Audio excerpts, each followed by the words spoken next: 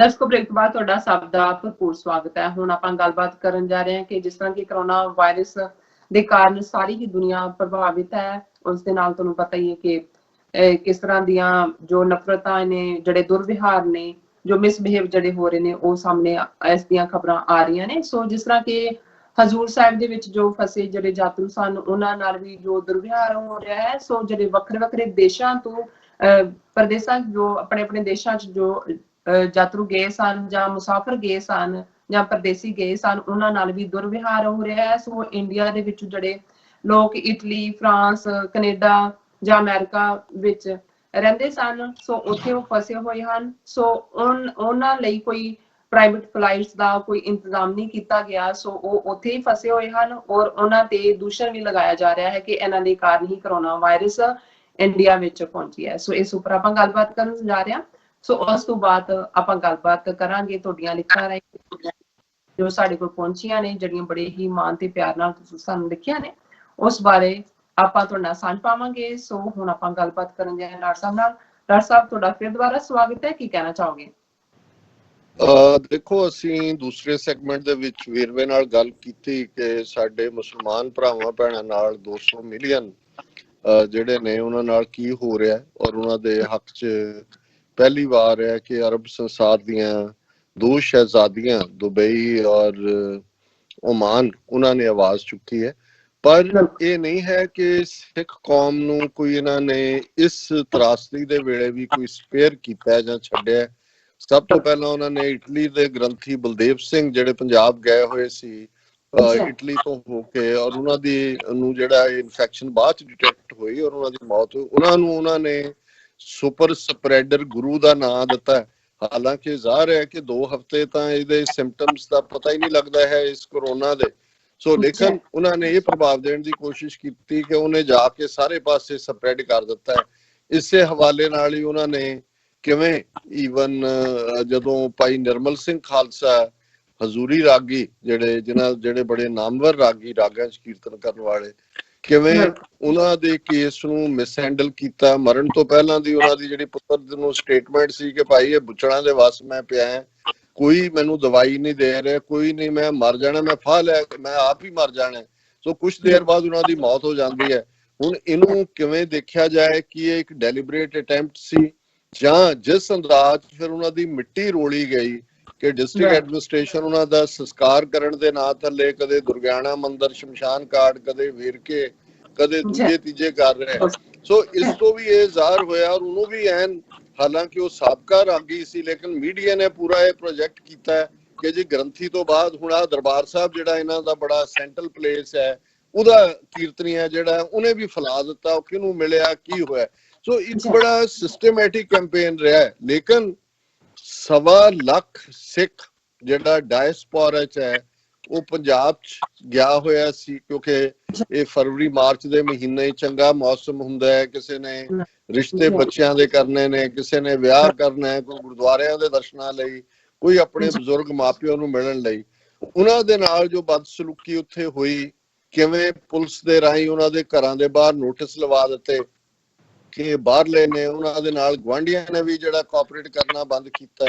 ਫਿਰ ਅਸੀਂ ਪਟਿਆਲੇ ਦੀ ਘਟਨਾ ਦੇਖਦੇ ਹਾਂ ਕਿ ਨਿਹੰਗ ਸਿੰਘਾਂ ਦੇ ਨਾਲ ਝੜਪ ਨੂੰ ਕਿਵੇਂ ਜਿਹੜਾ ਉਹ ਸਾਰੇ ਪੁਲਿਸ ਨੂੰ ਸਾਡਾ ਮਾਣ, ਸਾਡਾ ਗੌਰਵ ਦੱਸ ਕੇ ਕਿੱਥੇ ਪਹੁੰਚਾ ਦਿੱਤਾ ਉਹਨਾਂ ਕਾਤਲਾਂ ਨੂੰ, ਔਰ ਉਹਦੇ ਚ ਨਿਹੰਗ ਬਾਣੇ ਨੂੰ, ਸਿੱਖੀ ਨੂੰ ਕਿਵੇਂ ਬਦਨਾਮ ਕੀਤਾ ਗਿਆ। ਔਰ ਮੈਂ ਇਹ ਦੇਖ ਰਿਹਾ ਕਿ ਕਿਉਂਕਿ ਇਹਨਾਂ ਨੂੰ ਇਹ ਪਤਾ ਹੈ ਵੀ ਜਿਹੜੇ ਡਾਇਸਪੋਰਾ ਸਿੱਖ ਨੇ, ਔਰ ਇਹਨਾਂ ਦੇ ਕਹਿਣ ਮੁਤਾਬਕ 1.25 ਲੱਖ ਤਾਂ ਉੱਥੇ ਗਿਆ ਹੋਇਆ। ਇਹ ਫਿਗਰ ਅਮਰਿੰਦਰ ਸਿੰਘ ਨੇ ਦਿੱਤੀ ਹੈ, ਮੈਂ ਤਾਂ 70,000 ਕੋਟ ਕਰਦਾ ਸੀ, ਜਿਹੜੀ ਫਿਗਰ ਮੈਨੂੰ ਪਹਿਲਾਂ ਪਤਾ ਸੀ।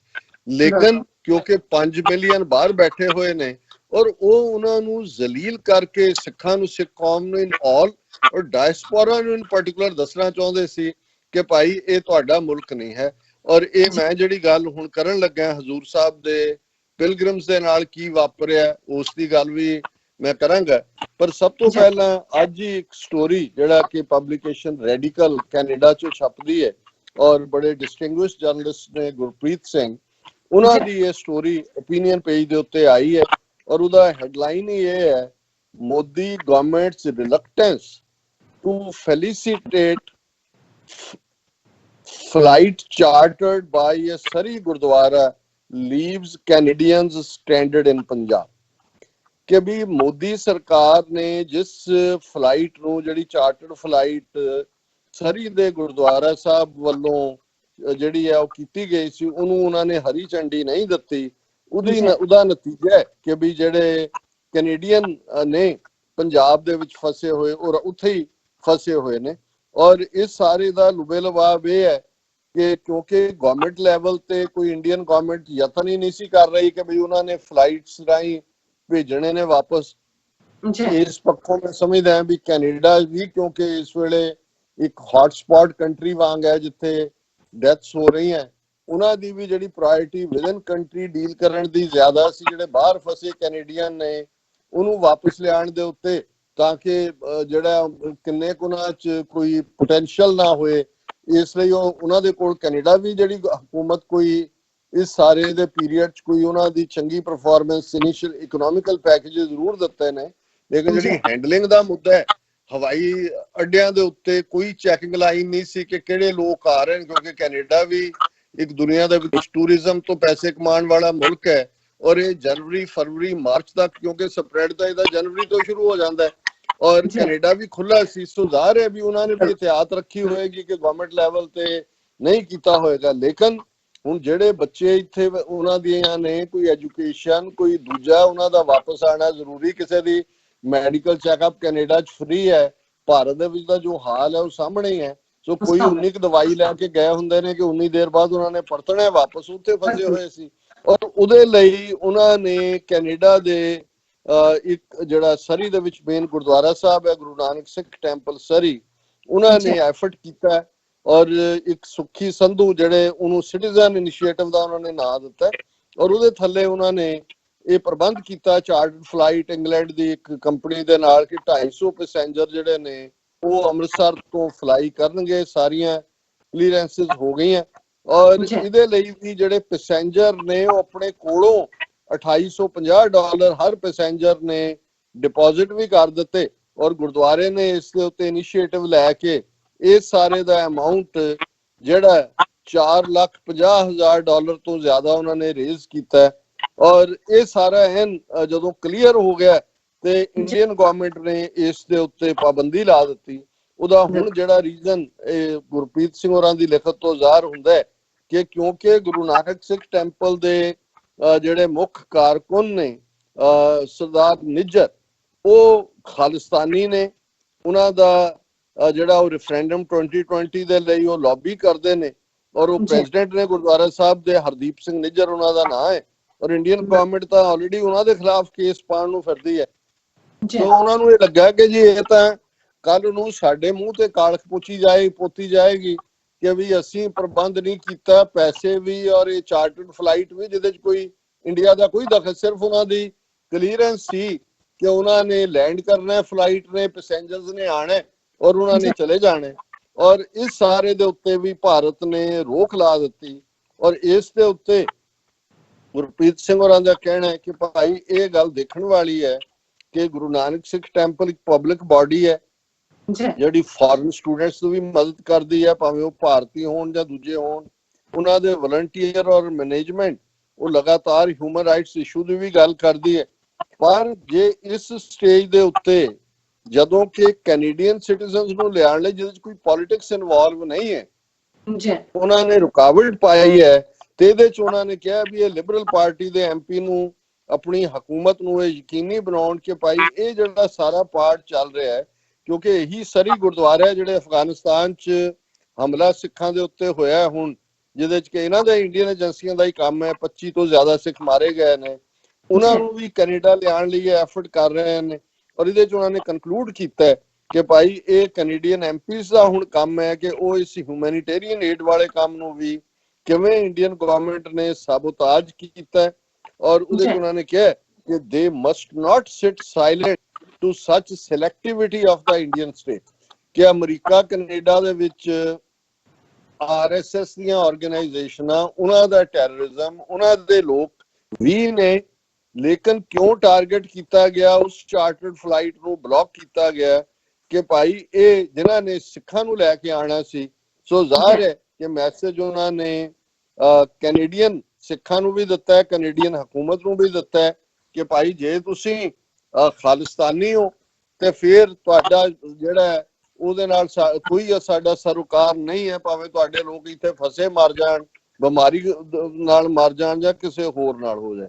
ਦੂਸਰਾ ਪਾਰਟ ਮਹਾਰਾਸ਼ਟਰ ਦੇ ਹਵਾਲੇ ਨਾਲ ਅਸੀਂ ਦੇਖ ਰਹੇ ਹਾਂ, ਅਸੀਂ ਇਸ ਦਾ ਜ਼ਿਕਰ ਕੀਤਾ ਸੀ ਕਿ ਕਿਵੇਂ 3000 ਦੇ ਕਰੀਬ ਸਿੱਖ ਯਾਤਰੂ, ਕਿਉਂਕਿ ਤਖਤ ਸ੍ਰੀ ਹਜ਼ੂਰ ਸਾਹਿਬ ਸਾਡਾ 5ਵਾਂ ਤਖਤ ਹੈ, ਪੰਜਾਬ ਤੋਂ ਡਾਇਰੈਕਟ ਟ੍ਰੇਨਸ ਜਾਂਦੀਆਂ ਨੇ, ਔਰ 3000 ਸਿੱਖ ਯਾਤਰੂ ਫਸੇ ਹੋਏ ਸੀ। ਅਮਰਿੰਦਰ ਜਿਹੜਾ ਕਾਂਗਰਸੀ ਚੀਫ ਮਿਨਿਸਟਰ ਹੈ, ਮਹਾਰਾਸ਼ਟਰ ਦੀ ਜਿਹੜੀ ਸਰਕਾਰ ਹੈ ਉਹ ਬੇਸ਼ੱਕ ਸ਼ਿਵ ਸੈਨਾ ਦੀ ਹੈ, ਪਰ ਕਾਂਗਰਸ ਦੀ ਹਮਾਇਤ ਦੇ ਨਾਲ ਜਿਹੜਾ ਉਹ ਸਰਕਾਰ ਬਣੀ ਹੋਈ ਹੈ।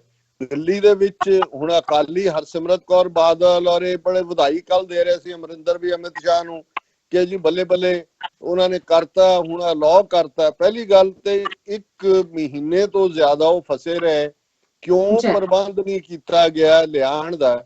ਔਰ ਇਸ ਖਬਰ ਚ ਵੀ ਜਿਹੜੀ ਇੱਕ ਅਲਟੀਮੇਟਲੀ ਕਿਸ ਹੱਦ ਤੱਕ ਡਿਸਕ੍ਰਿਮੀਨੇਸ਼ਨ ਹੈ। ਹੁਣ ਉਹ ਯਾਤਰੂ ਜਿਹਦੇ ਲਈ ਖਾਲਿਸ ਟੀਵੀ ਨੇ ਕਾਫੀ ਇਹਨੂੰ ਇਸ਼ੂ ਬਣਾ ਕੇ ਡਿਸਕਸ ਕੀਤਾ ਹੈ, ਅਸੀਂ ਵੀ ਇੱਥੇ ਡਿਸਕਸ ਕੀਤਾ, ਹੋਰ ਵੀ ਮੀਡੀਆ ਚੈਨਲਸ ਨੇ ਕੀਤਾ ਹੋਏਗਾ। ਹੁਣ 150 ਬੱਸਾਂ ਜਿਨ੍ਹਾਂ ਦਾ ਪ੍ਰਬੰਧ ਹਜ਼ੂਰ ਸਾਹਿਬ ਦੀ ਗੁਰਦੁਆਰਾ ਕਮੇਟੀ ਨੇ ਕੀਤਾ ਹੈ, ਉਹ 1500 ਯਾਤਰੂਆਂ ਨੂੰ ਲੈ ਕੇ ਆ ਰਹੀਆਂ। ਔਰ ਇਹਦੇ ਜਿਹੜੀ ਇੱਕ ਖਬਰ ਸੀ ਕਿ ਵੀ ਜਿਹੜੀ ਮਹਾਰਾਸ਼ਟਰ ਦੀ ਸਰਕਾਰ ਹੈ ਉਹਨਾਂ ਨੇ, ਔਰ ਮੈਂ ਪੀਟੀਆਈ ਦੀ ਖਬਰ ਹੀ ਪੜ੍ਹ ਰਿਹਾ ਕਿ chief minister of Maharashtra Uddhav Thackeray had earlier suggested that special trains be run from Nanded to Punjab to ferry the pilgrims. However, the central government had shot down the idea. ਉਹਨੇ ਕਿਹਾ ਵੀ ਚੀਫ ਮਿਨਿਸਟਰ ਨੇ ਕਿਹਾ ਸੀ ਉद्धਵ ਠਾਕਰੇ ਨੇ ਕਿ ਜੀ ਇੱਥੋਂ ਸਪੈਸ਼ਲ ਟ੍ਰੇਨ ਤੁਸੀਂ ਭੇਜ ਦਿਓ, ਇਹ ਸਾਰੇ ਕੰਫਰਟੇਬਲੀ ਜਿਹੜੇ ਨੇ ਉਹਦੇ ਚਲੇ ਜਾਣਗੇ ਪੰਜਾਬ। ਪਰ ਜਿਹੜਾ ਅਮਿਤ ਸ਼ਾਹ ਜਿਹੜਾ ਫੈਸਲਾ ਉਹਨੇ ਕਿਹਾ ਜੀ ਬਿਲਕੁਲ ਨਹੀਂ। ਔਰ ਇਸ ਤੋਂ ਤੁਸੀਂ ਅੰਦਾਜ਼ਾ ਲਾ ਲਓ ਵੀ ਸਿੱਖ ਬਾਹਰਲੇ ਸਿੱਖਾਂ ਦੇ ਨਾਲ ਕੀ ਕੀਤਾ, ਤੇ ਇਹ ਜਿਹੜੇ ਸਿੱਖ ਪੰਜਾਬ ਤੋਂ ਹਜ਼ੂਰ ਸਾਹਿਬ ਗਏ ਨੇ ਉਹਨਾਂ ਨੂੰ ਉਹ ਟ੍ਰੇਨ ਪ੍ਰੋਵਾਈਡ ਕਰਨ ਲਈ, ਹਾਲਾਂਕਿ ਖਰਚਾ ਸਰਕਾਰ ਨੇ ਦੇਣਾ ਸੀ ਜਦ ਹਜ਼ੂਰ ਸਾਹਿਬ ਕਮੇਟੀ ਦਿੰਦੀ, ਪਰ ਉਹਨਾਂ ਨੇ ਜਿਹੜੀ ਟ੍ਰੇਨ ਅਲਾਉ ਨਹੀਂ ਕੀਤੀ। ਹੁਣ ਇਹ 150 ਬੱਸਾਂ ਚ ਕਿੱਥੇ ਕਿੰਨੇ 100 ਮੀਲ ਦਾ ਫਾਸਲਾ, ਉਹਨਾਂ ਚ ਬਜ਼ੁਰਗ ਵੀ ਨੇ, ਬੱਚੇ ਵੀ ਨੇ, ਬੀਬੀਆਂ ਵੀ ਨੇ। ਸੋ ਜਿਹੜੇ ਮੈਂ ਸਮਝਦਾ ਵੀ ਆਪਣੇ ਵੀਰ ਭੈਣਾਂ ਦੇ ਲਈ ਇਹ ਮੈਸੇਜ ਵੀ ਹੈ ਜਿਨ੍ਹਾਂ ਨੂੰ ਇਹ ਸਮਝ ਨਹੀਂ ਆਉਂਦੀ ਕਿ ਗੈਰ ਕੀ ਹੁੰਦੇ ਨੇ, ਦੁਸ਼ਮਣ ਕੀ ਹੁੰਦੇ ਨੇ। ਔਰ ਅੱਜ ਜਦੋਂ ਕਿ ਹਰ ਕੋਈ ਮੁਸੀਬਤ ਚ ਹੈ, ਜਿਹਦੇ ਚ ਮੁਸੀਬਤ ਕੋਈ ਹੱਦਾਂ ਨਹੀਂ ਦੇਖਦੀ, ਕੋਈ ਮਜ਼ਹਬ ਨਹੀਂ ਦੇਖਦਾ, ਜਿਵੇਂ ਕਰੋਨਾ ਨੇ ਨਹੀਂ ਦੇਖਿਆ ਹੈ। ਸੋ ਇਸ ਪੀਰੀਅਡ ਚ ਵੀ ਇਹਨਾਂ ਦਾ ਟਾਰਗੇਟ ਸਿੱਖ ਨੇ, ਮੁਸਲਮਾਨ ਨੇ, ਔਰ ਦਲਿਤਾਂ ਦੇ ਨਾਲ ਉਹਨਾਂ ਦੇ ਬੈੱਡ ਅੱਡ ਨੇ, ਉਹਨਾਂ ਤੱਕ ਰੋਟੀ ਪਹੁੰਚਾਉਣ ਲੱਗਿਆ ਵੀ ਜਦੋਂ ਤੱਕ ਉਹਨਾਂ ਦੀ ਬਰਾਦਰੀ ਦੇ ਲੋਕ ਨਹੀਂ ਆਉਂਦੇ, ਕੋਈ ਉਹਨਾਂ ਨੂੰ ਸਰਵ ਨਹੀਂ ਕਰਦਾ। ਮਹੱਲਿਆਂ 'ਚ ਜਿਹੜੇ ਫਸੇ ਹੋਏ ਨੇ ਕੋਈ ਨੇੜੇ ਜਾਣ ਨੂੰ ਤਿਆਰ ਨਹੀਂ ਹੈ। ਸੋ ਜਦੋਂ ਅਸੀਂ ਖਾਲਿਸਤਾਨ ਦੀ ਗੱਲ ਕਰਦੇ ਹਾਂ ਵੀ ਸਾਨੂੰ ਕਿਉਂ ਮੁਲਕ ਚਾਹੀਦਾ, ਇਹ ਸਾਰੀਆਂ ਹਕੀਕਤਾਂ ਰੋਜ਼ਾਨਾ ਸਾਡੇ ਨਾਲ ਵਾਪਰ ਰਹੀਆਂ ਨੇ। ਤੇ ਜੇ ਫਿਰ ਵੀ ਅਸੀਂ ਸਮਝਣ ਤੋਂ ਜਿਹੜਾ ਉਹ ਨਾਕਸ ਹੈ ਜਾਂ ਨਹੀਂ ਸਮਝਣਾ ਚਾਹੁੰਦੇ, ਤੇ ਫਿਰ ਮੈਂ ਸਮਝਦਾ ਵੀ ਸਾਨੂੰ ਕੋਈ ਵੀ ਸਮਝਾ ਨਹੀਂ ਸਕਦਾ। ਇਹ ਹਕੀਕਤ ਹੈ ਕਿ ਇਹ ਹਿੰਦੂਤਵੀ ਦੇਸ਼, ਜਿਸ ਦੇ ਵਿੱਚ ਸਿੱਖਾਂ, ਮੁਸਲਮਾਨਾਂ, ਦਲਿਤਾਂ, ਈਸਾਈਆਂ, ਇਹਨਾਂ ਦੀ ਕੋਈ ਥਾਂ ਨਹੀਂ ਹੈ। ਇਹ ਐਗਜ਼ਿਸਟ ਹੀ ਨਹੀਂ ਕਰਦੇ। ਇਹਨਾਂ ਦੇ ਨਾਲ ਹਰ ਇੱਕ ਦੇ ਨਾਲ ਜੋ ਕੁਛ ਸ਼ੂਦਰਾਂ ਦੇ ਨਾਲ ਸ਼ੂਦਰ ਬਣਾ ਕੇ ਇਨਸਾਨੀਅਤ ਦੇ ਇੱਕ ਵੱਡੇ ਹਿੱਸੇ ਨੂੰ 4000 ਸਾਲ ਤੋਂ ਸਲੂਕ ਕਰ ਰਹੇ ਨੇ, ਉਹੀ ਅੱਜ ਦੂਸਰੀਆਂ ਘੱਟ ਗਿਣਤੀਆਂ ਦੇ ਨਾਲ ਵੀ ਹੋ ਰਿਹਾ। ਜੀ ਡਾਕਟਰ ਸਾਹਿਬ ਤੁਹਾਡਾ ਬਹੁਤ ਬਹੁਤ ਸ਼ੁਕਰੀਆ। ਸੋ ਹੁਣ ਆਪਾਂ ਸ਼ੇਅਰ ਕਰਨ ਜਾ ਰਹੇ ਹਾਂ ਆਪਣੇ ਜੋ ਦਰਸ਼ਕਾਂ ਦੀਆਂ ਜੋ ਲਿਖਤਾਂ ਨੇ ਉਸ ਬਾਰੇ ਆਪਾਂ ਵਿਚਾਰਾ ਕਰਨ ਜਾ ਰਹੇ ਹਾਂ। ਸੋ ਅਸੀਂ ਚਾਹਾਂਗੇ ਕਿ ਤੁਸੀਂ ਸਾਡੇ ਨਾਲ ਇਸੇ ਤਰ੍ਹਾਂ ਹੀ ਬਣੇ ਰਹਿਣਾ। ਤੋ ਪਹਿਲਾਂ ਡਾਕਟਰ ਸਾਹਿਬ ਤੁਸੀਂ ਸ਼ੁਰੂ ਕਰੋਗੇ ਕਿ ਮੈਂ ਕਰਾਂ? ਹਾਂਜੀ, ਮੈਂ ਕੁਝ ਮੈਸੇਜ ਜਿਹੜੇ ਸਾਡੇ YouTube ਦੇ ਜਿਹੜੀਆਂ ਜਦੋਂ ਅਪਲੋਡ ਹੁੰਦੀਆਂ ਨੇ ਉਹਦੇ ਥੱਲੇ ਨੇ, ਸੁਹੇਲ ਭੱਟ ਜੀ ਜਿਹੜੇ ਸਾਡੇ ਬੜੇ ਰੈਗੂਲਰ ਵਿਊਅਰ ਨੇ ਔਰ ਸਾਡੇ ਬਹੁਤ ਹਮਦਰਦ ਪਿਆਰੇ ਵੀਰ ਨੇ, ਉਹਨਾਂ ਨੇ ਲਿਖਿਆ, doctor Sahib, when I said my comments are often get deleted, I didn't mean TV84 administration does that. I appreciate that every comment can't be read because of sheer volume, but I was referring to on YouTube. I have often noticed that if I have reported to vulgarity or the racist content of pro-India lobby or anti-Islam and anti-Pakistan type of messages, and my retorts are generally logical with the references of proven facts and common knowledge about the rituals and habits of Hindu society, and mostly my comments are within the bounds of civility. Very rarely I stoop to same language as my adversaries, yet my comments get deleted and their vulgarity remains on display. ਬਿਲਕੁਲ ਠੀਕ ਕਿਹਾ ਤੁਸੀਂ। ਅਸੀਂ ਵੀ ਇਹੀ point out ਕੀਤਾ ਸੀ, ਕਿਉਂਕਿ ਇੱਕ ਹੋਰ ਵੀਰ ਨੇ ਪੰਜਾਬੀ ਚ ਲਿਖਿਆ ਸੀ ਕਿ ਜੀ ਉਹਨਾਂ ਦੇ ਮੈਸੇਜ ਕੱਟੇ ਜਾਂਦੇ ਨੇ। ਮੈਂ ਉਸ ਕੰਟੈਕਸਟ ਤੁਹਾਡਾ ਰੈਫਰ ਕੀਤਾ ਸੀ ਕਿ ਉਹਨਾਂ ਨੇ ਵੀ ਇਹ ਸ਼ਿਕਾਇਤ ਕੀਤੀ ਹੈ। ਸੋ ਜ਼ਾਹਰ ਹੈ ਕਿ ਇਹ ਸਾਡਾ ਐਡਮਿਨਿਸਟ੍ਰੇਸ਼ਨ ਇਵੇਂ ਨਹੀਂ ਕਰਦਾ, ਬਟ ਉਹਨਾਂ ਦੇ ਬੰਦੇ ਵਿੱਚ ਬੈਠੇ ਹੋਏ ਨੇ, ਉਹ ਫੇਸਬੁੱਕ ਹੋਏ, ਇੰਸਟਾਗ੍ਰਾਮ ਹੋਏ, ਇਹ ਸਾਰੇ ਜਿੰਨਾ ਨੈਟਵਰਕ ਹੈ ਇਹਦੇ ਚ ਵੜੇ ਹੋਏ ਨੇ। ਫਿਰ ਉਹਨਾਂ ਨੇ ਅੱਗੋਂ ਲਿਖਿਆ, a couple of days back I posted a thoughtful and detailed message to your program well after your program had ended, hoping it can be read the following day. But after an hour, I revisited that page. My message on it was gone. I don't think TV84 would have done that because there was nothing obscene in it. It surely was critical of Indian government and Hindutva extremism, along with appreciation of your considerable efforts to bring Sikhs and Pakistanis together.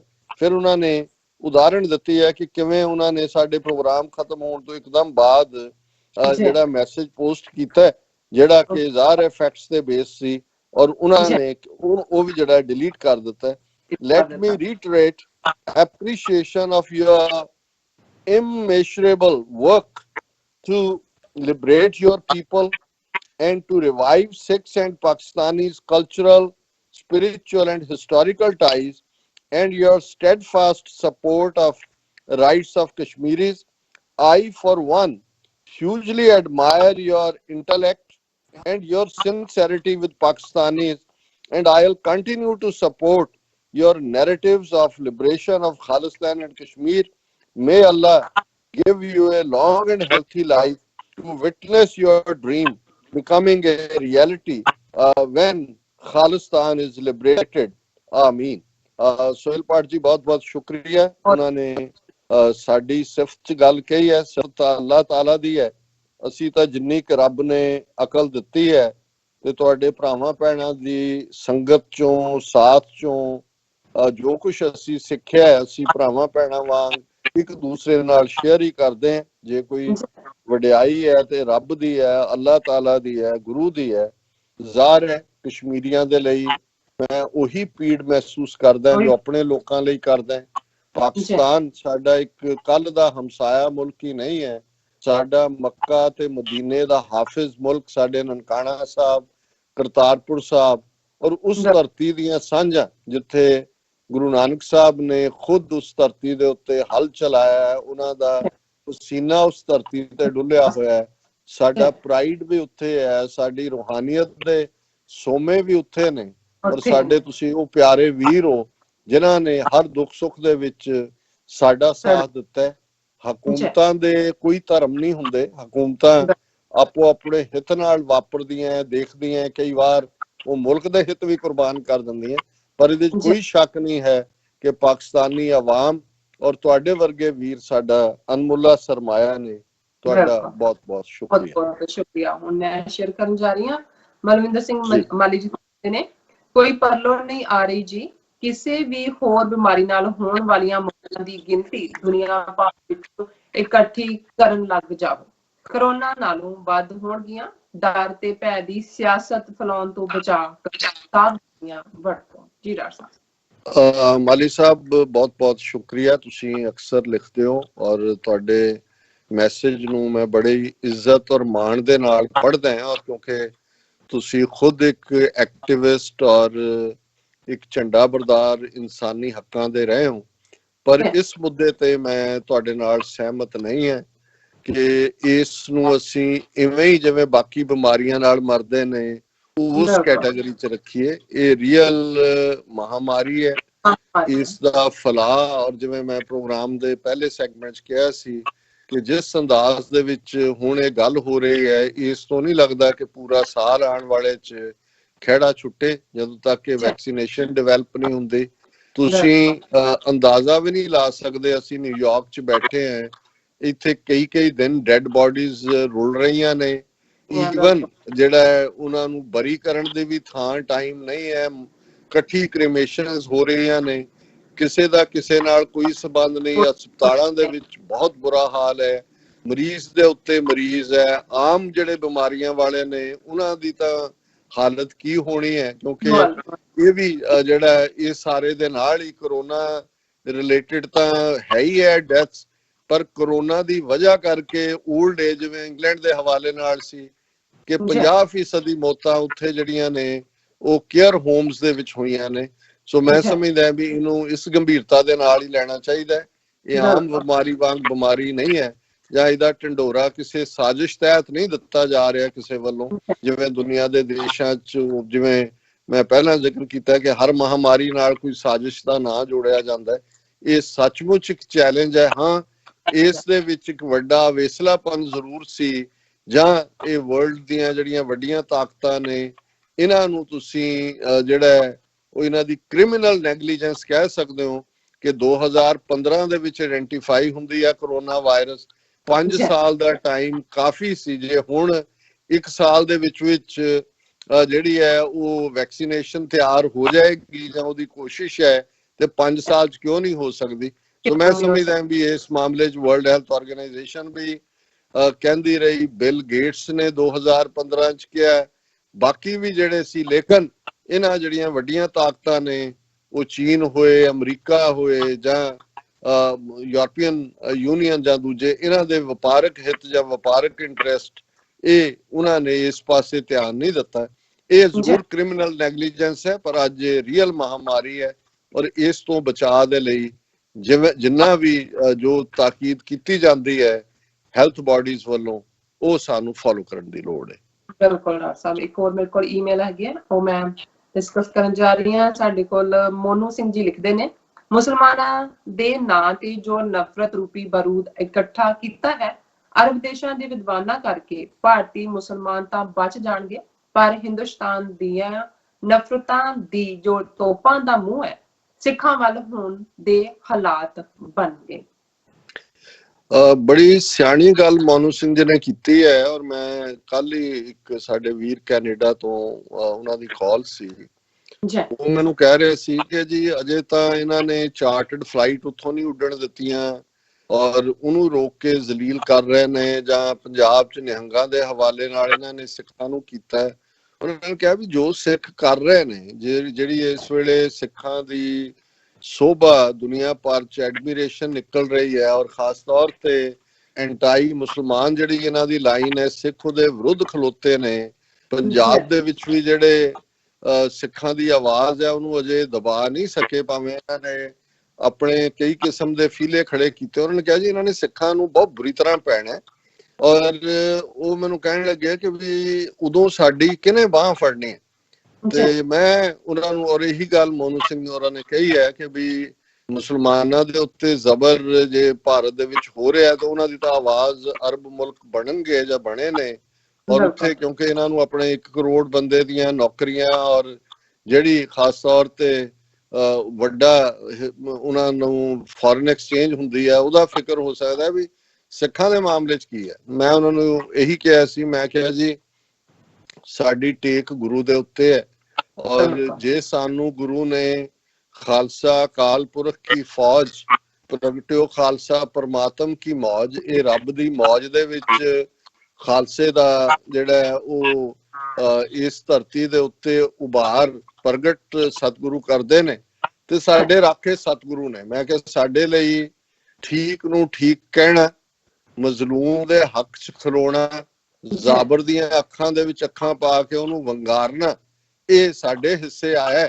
ਔਰ ਗੁਰੂ ਹਮੇਸ਼ਾ, ਮੈਂ ਕਿਹਾ ਵੀ ਇਸ ਗੱਲ ਦਾ ਧਿਆਨ ਰਿਹਾ ਕਿ ਗੁਰੂ ਨੇ ਸਾਡਾ ਮੈਥਮੈਟਿਕਸ ਹੀ 1.25 ਲੱਖ ਤੋਂ ਸ਼ੁਰੂ ਕੀਤਾ, ਕਿਉਂਕਿ ਜ਼ਾਹਰ ਸੀ ਕਿ ਭਾਈ ਅਸੀਂ ਘੱਟ ਗਿਣਤੀ ਹਾਂ, ਉਦੋਂ ਵੀ ਘੱਟ ਗਿਣਤੀ ਸੀ, ਅਕਲੀਅਤ ਸੀ, ਅੱਜ ਵੀ ਹੈ, ਕੱਲ ਨੂੰ ਵੀ ਦੁਨੀਆ 'ਚ ਅਸੀਂ ਕਿੰਨੇ 8 ਬਿਲੀਅਨ 7.5 ਬਿਲੀਅਨ ਲੋਕਾਂ 'ਚ 30 ਮਿਲੀਅਨ ਦੀ ਹੈਸੀਅਤ ਆਟੇ 'ਚ ਲੂਣ ਜਿੰਨੇ ਵੀ ਨਹੀਂ ਹੈ, ਪਰ ਗੁਰੂ ਨੇ ਸਾਨੂੰ ਅਕਾਲ ਪੁਰਖ ਕੀ ਫੌਜ ਤੇ 1.25 ਲੱਖ ਤੋਂ ਸਾਡਾ ਮੈਥਮੈਟਿਕਸ ਸ਼ੁਰੂ ਕੀਤਾ ਕਿ ਸਾਡੇ 'ਚ ਕਦੇ ਵੀ ਇਹ ਨਾ ਆਏ ਕਿ ਵੀ ਅਸੀਂ ਇਕੱਲੇ ਹਾਂ। ਜਦੋਂ ਇਹ ਹੁੰਦਾ ਸੀ ਕਿ 1.25 ਲੱਖ ਖਾਲਸਾ ਆ ਰਿਹਾ, ਇਹਦਾ ਮਤਲਬ ਹੈ ਵੀ 1.25 ਲੱਖ ਫੌਜ ਕਿੰਨੇ ਕੁ ਮੁਲਕਾਂ ਕੋਲ ਹੁੰਦੀ ਹੈ, ਇੱਥੇ ਤਾਂ ਕੱਲਾ ਖਾਲਸਾ ਜਿਹੜਾ ਉਹ 1.25 ਲੱਖ ਦੇ ਉੱਤੇ ਭਾਰੀ ਹੈ, ਇਸ ਲਈ ਕਿ ਉਹਦੀ ਸਪਿਰਿਟ 1.25 ਲੱਖੀ ਸਪਿਰਿਟ ਹੈ।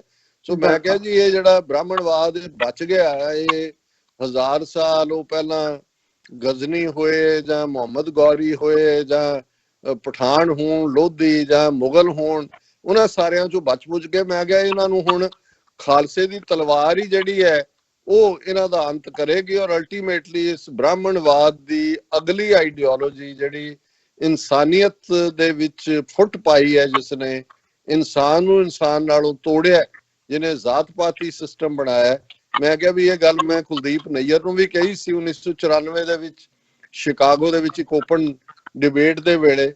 ਮੈਂ ਕਿਹਾ ਵੀ ਹੁਣ ਇੱਕ ਗੱਲ ਯਾਦ ਰੱਖੋ ਕਿ ਵੀ ਅਸੀਂ ਇਹ ਤੁਹਾਡੀ ਬ੍ਰਾਹਮਣਵਾਦ ਦੀ ਆਈਡੀਓਲੋਜੀ ਨੂੰ lock stock and barrel Khalsa destroy ਕਰੇਗਾ ਔਰ ਇੰਡੀਅਨ ਓਸ਼ਨ ਦੇ ਕੋਸੇ ਪਾਣੀਆਂ ਦੇ ਵਿੱਚ ਤੁਹਾਡੀਆਂ ਇਹ ਸਾਰੀਆਂ ਜਿਹੜੀਆਂ ਨੇ ਜੜ੍ਹਾਂ, ਇਸ ਨੂੰ ਅਸੀਂ ਰੋੜ ਦੇਣਾ।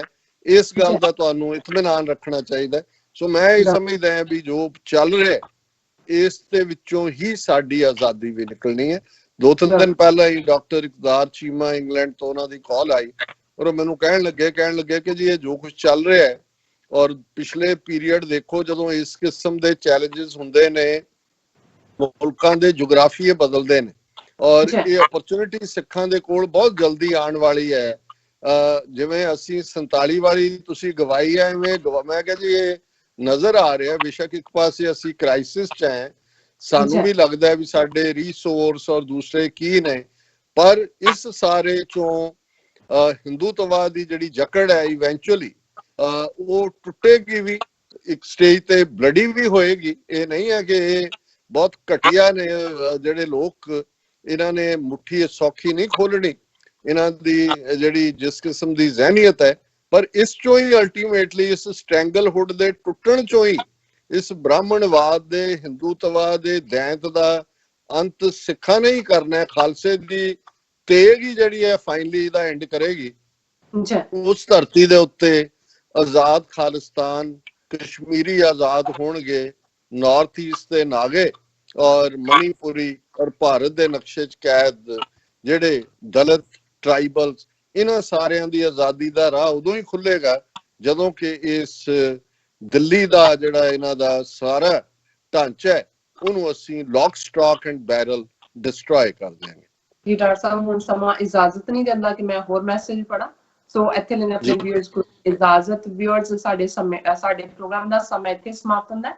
ਤੁਸੀਂ ਆਪਣੇ ਰਾਏ ਸੁਝਾਅ ਸਾਨੂੰ ਭੇਜਣਾ ਭੁੱਲਣਾ ਸਾਡੇ ਇਸ ਪਤੇ ਤੇ sos@tv84.tv ਤੇ। ਅਸੀਂ ਆਪਣਾ ਪ੍ਰੋਗਰਾਮ ਲੈ ਕੇ ਫਿਰ ਦੁਬਾਰਾ ਤੁਹਾਡੇ ਰੂਬਰੂ ਹੋਵਾਂਗੇ। ਤਦ ਤੱਕ ਲਈ ਮੈਨੂੰ ਤੇ ਆਪਣੇ ਡਾਕਟਰ ਸਾਹਿਬ ਨੂੰ ਆਗਿਆ ਦਿਓ। ਦੇਖਦੇ ਰਹੋ TV84। ਬੁਲਾ ਦਿਓ ਫਤਿਹ। ਵਾਹਿਗੁਰੂ ਜੀ ਕਾ ਖਾਲਸਾ, ਵਾਹਿਗੁਰੂ ਜੀ ਕੀ ਫਤਿਹ।